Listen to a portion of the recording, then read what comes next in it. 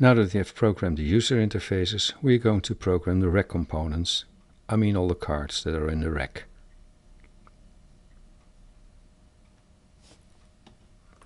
Here you see the in and output cards of the rack. We see a microphone card. Every RJ45 connector means one balanced mic input. So we see here 4 mic inputs A, B, C and D. But every input also has 2 GPOs and 2 GPIs.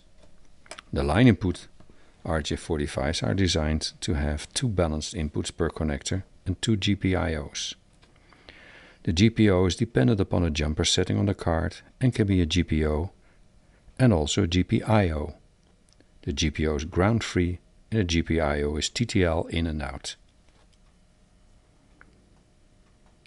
The microphone's factory default is with GPIO. The GPI can be used for cuff switching and a GPO for LED indicators that have a microphone is active.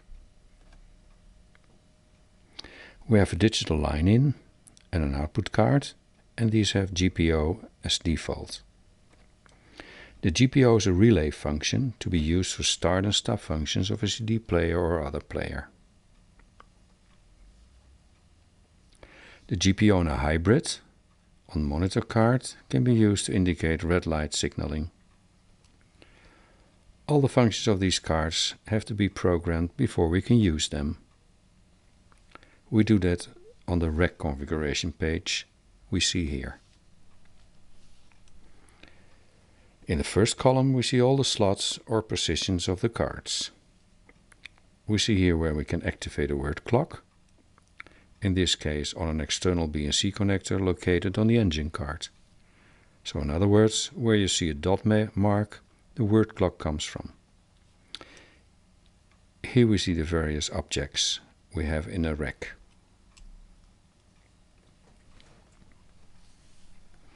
Slot 1 is the power supply, slot 5 is a microphone card, slot 7 is a line input card, and slot 9 is a digital card, and so on.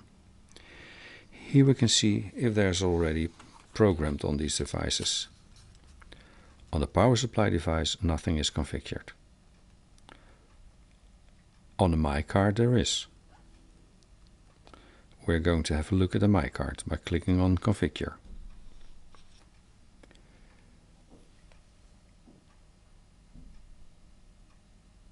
We start at the top and see a number of in and outputs.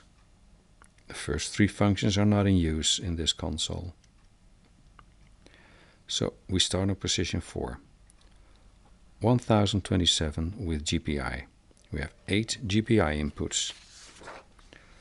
They are active because I know both GPI and GPO jumpers are set to an active state. Every slot has 2 GPIs and there are 4 slots. GPI 1 is configured as cuff and communication with the engineer. To make sure this mic, actually this GPI, is always connected to this microphone, I have to select a source function first. What source? Mic 1 I have called DJ mic, so I choose DJ mic. Which function I want to activate? There's a lot to choose from. We have a lot of functions that we can activate on the module where the DJ mic is active. This module on-off function could be used. So a DJ or news reporter can switch himself on or off air.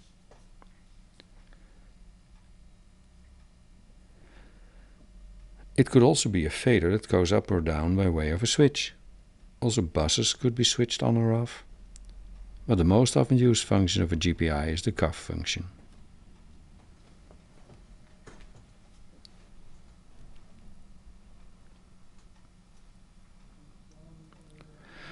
The moment this momentary switch is pushed, the mic signal is interrupted and the DJ can cuff. When he releases this switch, all goes back to normal.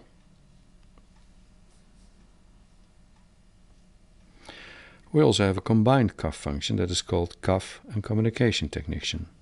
This means that when the cuff switch is activated, not only the audio is interrupted, but communication is established to the engineer at the same time. In this way, a DJ can communicate very easily with its engineer while on air. There are of course start and stop functions to activate or an alert function.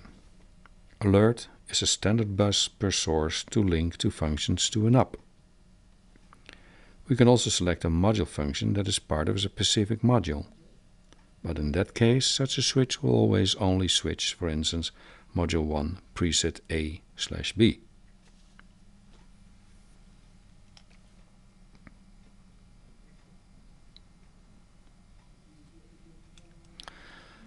Mostly you do not know where a module sits or an input source will be needed.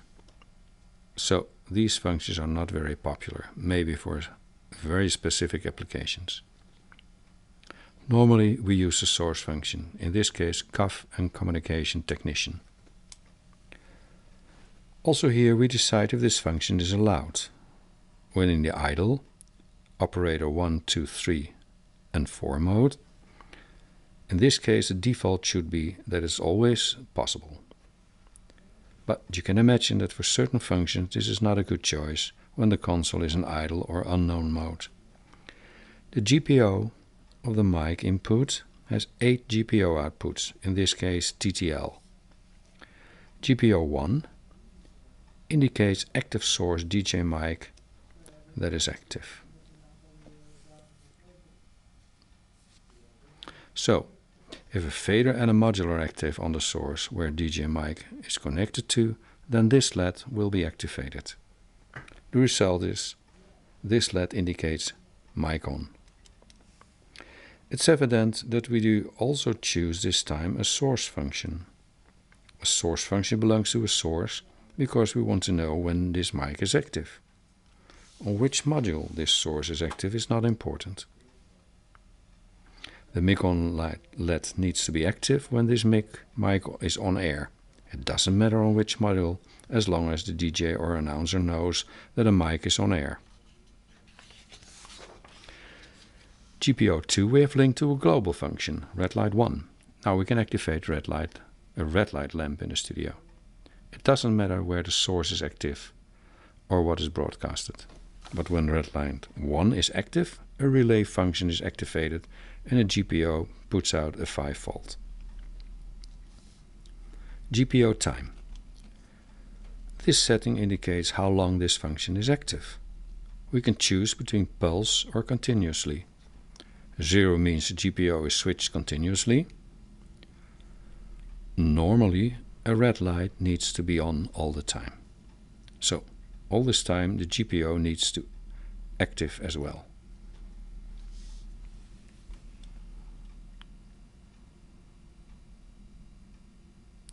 But if we want a pulse function, sorry, this went wrong.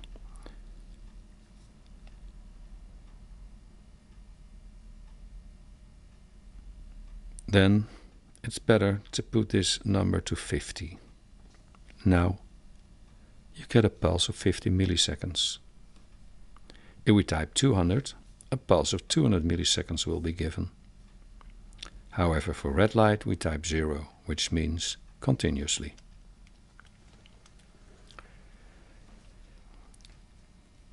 GPO active state indicates the active state of a GPO. Normally 1 is active and voltage of 5 volt is present at the GPO connector. With the active state we can program in which state an action takes place.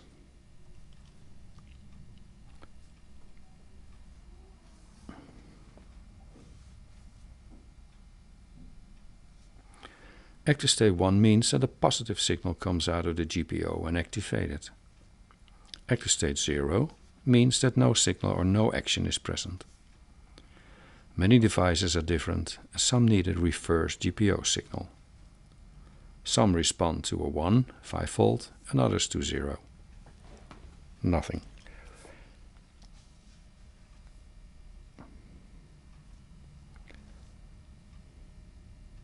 On the front side of the rack we see 2 LEDs, one orange and one green.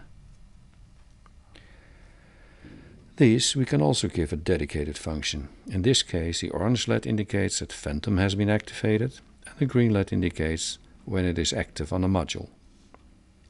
In this case we can easily see if a mic gets its phantom power and if it's on air, so when both fader and on switch are active. We now also know that we cannot disconnect this microphone because it's on air.